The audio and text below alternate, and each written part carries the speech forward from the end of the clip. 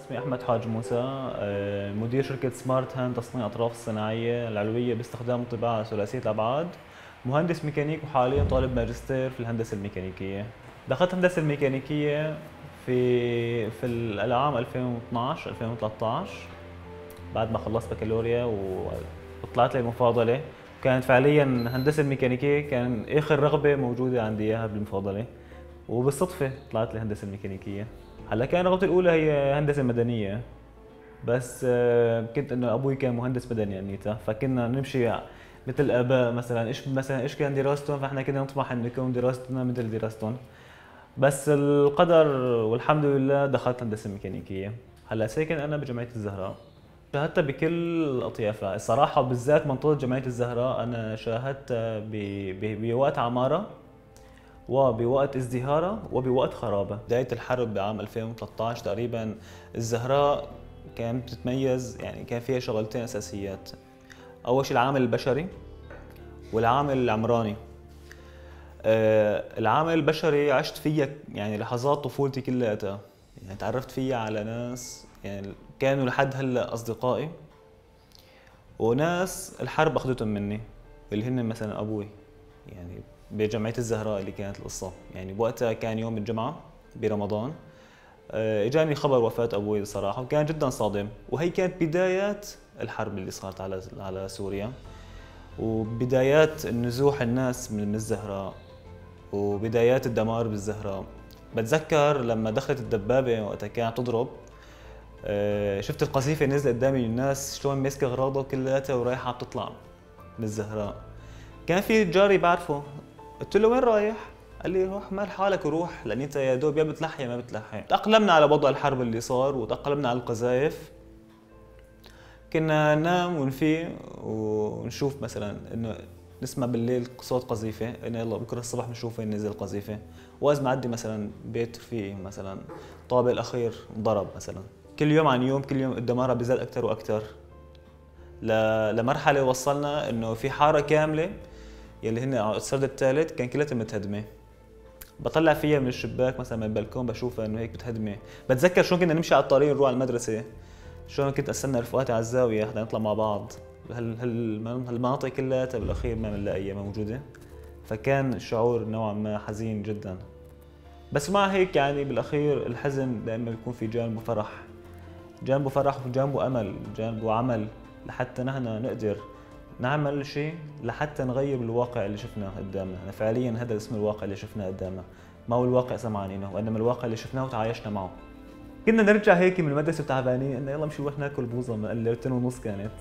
فنعدي عند السمان ابو بسام، كان في عنده بوظه بطعمه 7 اب، كان كثير طيبه عنده اياها. فكنا نشتري مبسوطين ونرجع على البيت. فتصور انه كنا انا ورفيقي مع بعض، ورفيقي الطفوله لحد هلا. فبعد ما ناكله اوقات نتفق مع بعض، نقول له جانا مثلا من المدرسه الساعه 12، قول له على الساعه 4 بننزل عشان نلعب طابه بالساحه. هلا انا عندي اربع اخوه، احنا اربع بالاحرى، مجموعنا اربع، صبيين وبنتين. في عندي اخوي الاكبر مني هو دكتور طب بشري حاليا بالمانيا، والدي مهندس معماري. هو انخطف وانقتل، شلت عصابات. كان الناطرين ابوي مثلا، هو كان عنده مشروع، مستلم مشروع للدوله، مشروع الزراعه، كان عمار بناء على طريق خان العسل. فوقت صارت الفلتان الامني الصراحه، في بعض الناس يعني عارفين انه هو شخص مثلا متعهد مشروع كبير، فكانوا يفكروا انه كان مثلا معه مصاري بوقت معين، فوقفوا له حكمين. ابوي ما سكت لهم صراحه، ونزل هيك يتعارك معهم، فاجى واحد ضربة غدر من قفا راسه بقفا بارودي ضربه يعني، فبوقتها غمي عليه يعني. ومن وقتها ذاك الوقت يعني توفى. هلا هو صراحه الاثر يعني فيك تقول ما هو اثر مباشر علي، طبعا اثر هو اكيد يكون في مباشر، بس وانما انا يعني بسرعه يعني امي كانت الصراحه هي الاساس. لانه كنا نحن باخر فتره يعني تعلقنا كثير في بعض، سبحان الله كانه الله بيقول يعني انه في حدا بده يروح منكم. فكانت العلاقه كثير حلوه يعني بعائلتنا كان نروح على المشاوير والجيات والطلعه والضحك كان في كثير. وامي كان كثير بوقتها كانت باقصى مراحل سعادتها يعني فيك تقول. يعني انا بسرعه لما توفى ابوي بسرعه رحت على امي ركض من كنت تحت. امي هي الاساس ببناء سمارت هاند، يعني هي اللي كانت الداعم الاول بمشروع التخرج الصراحه. يعني بوقتها طلبت مصاري، وقت ما كان يعني كنا طلاب، قلت لها بدي مصاري لاعمل مشروع يعني تخرج عن اطراف الصناعيه. قالت لي ليش بدك تعمله؟ قلت لها والله انا في ببالي يعني حلم وفكره. قلت لها ان شاء الله رح ارجع لك اياهم مستقبل واضعاف يعني المصر تعطيني اياهم. قالت تكرم عينك. يعني بوقتها اعطتني 60,000. كنت بدي اطبع قطعه بحمص، يعني ما كان موجود طابعات بحلب ابدا. اضطريت ابعت التصميم لحمص ليطبعوا لي يجيبوا لي اياه. وقت اخذوا مني مبلغ كثير كبير، يعني 60,000 يعني كان مبلغ شوي كبير بعام 2016 تقريبا. دفعته، يعني كنت في حلم بدي الحق وراه وبوقتها سويته يعني. المسؤوليات اللي واجهتها هي مسؤوليات انه يعني محافظه لعائله اكثر بكثير من جيب دخل لعائله. لان ابوي وقت ما توفى كان في شويه مصاري عرفنا اياهم، بس هي المداراة اللي صارت للامور الماليه كانت امي كان كثير مساعده في القصه.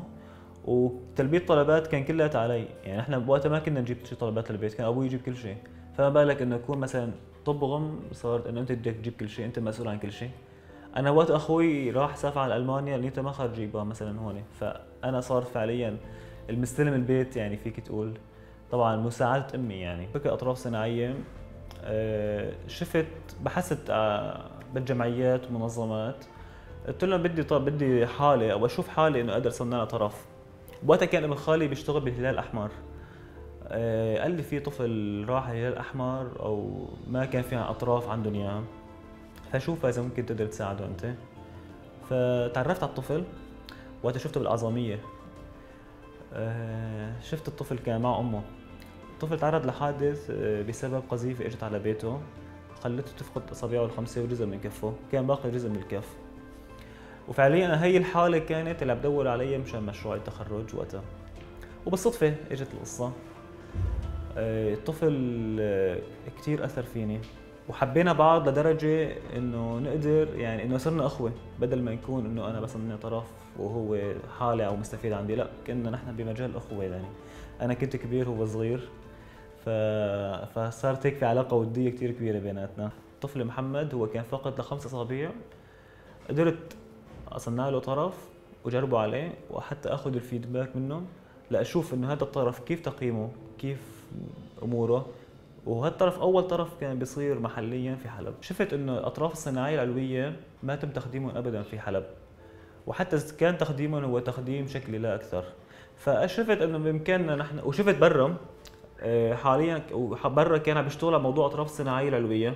فحبيت انقل الفكره موجوده برا اطبقها في حلب، يصير في عليه نقل تكنولوجيا من برا لحلب لسوريا. فلذلك لمعت فيني اللمبه. ووقتها شفت الطفل محمد، كان الحالة مثالية جدا لحتى اقدر اصنع له الطرف. وبعد ما صنعت له الطرف وجربت عليه كانت آراء جدا ممتازة.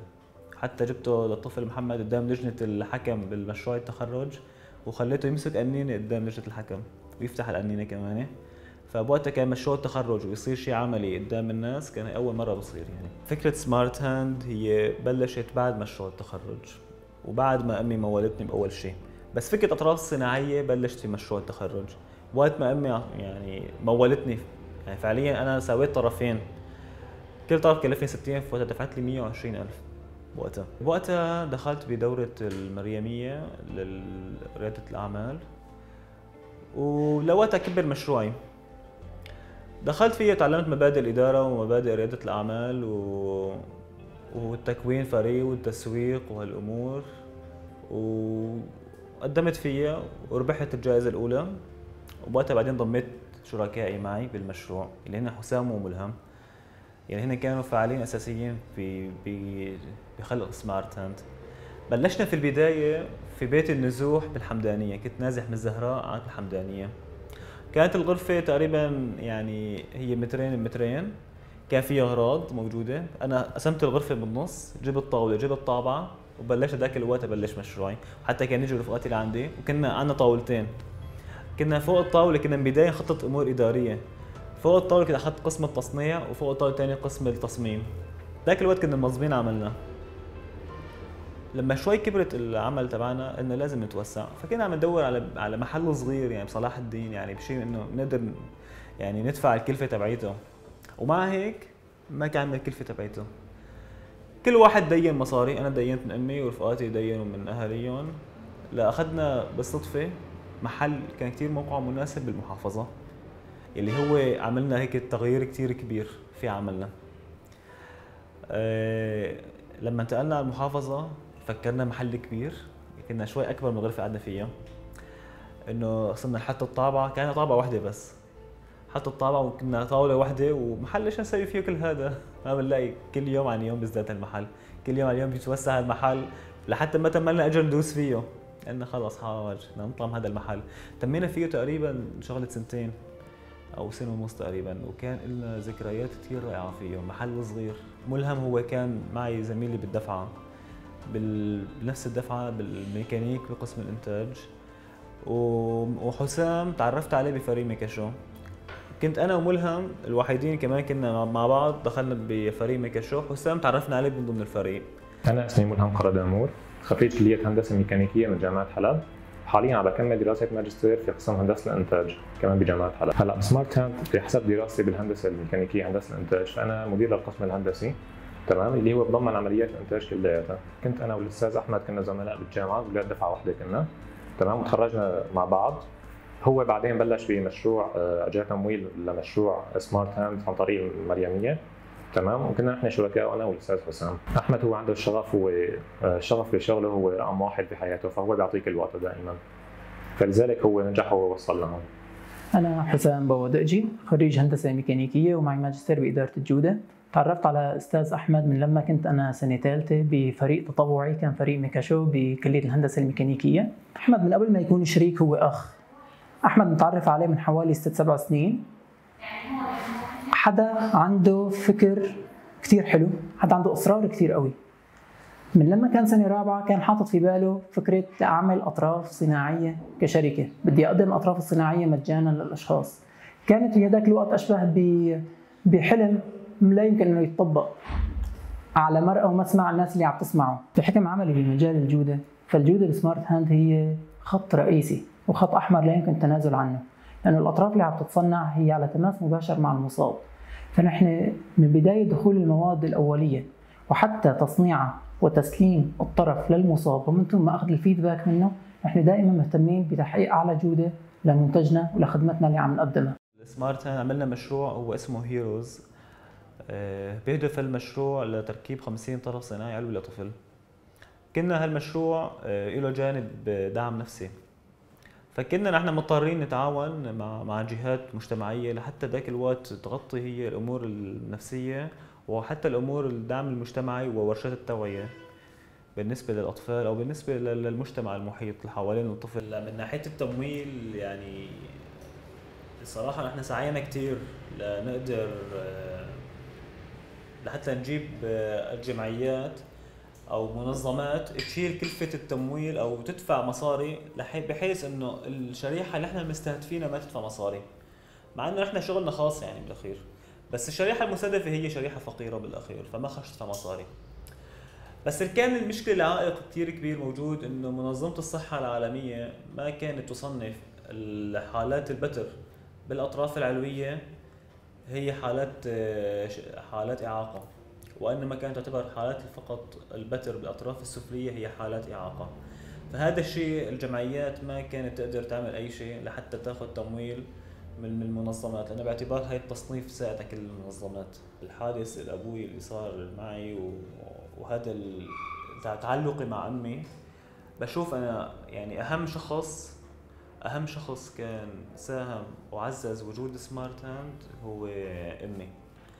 يعني امي ساعدتني بكثير مراحل وحتى اعطتني امل ودافع. اوقات مثلا ايأس، اوقات مثلا اواجه مشاكل بالشغل ما الاقي غير اروح عند امي مثلا هيك صار معي ايش رايك؟ تقول لي لا ما في مشكله، طول بالك، لا ساوي هيك، اعمل هيك. فالام وجودها بدعم اي مشروع كان جدا كبير وجدا مهم. يعني الاهل الدائره الاصغر شيء نحن نفكرها اصغر شيء هي فعليا اكبر شيء، لانه هي اللي مليانه يعني طاقه.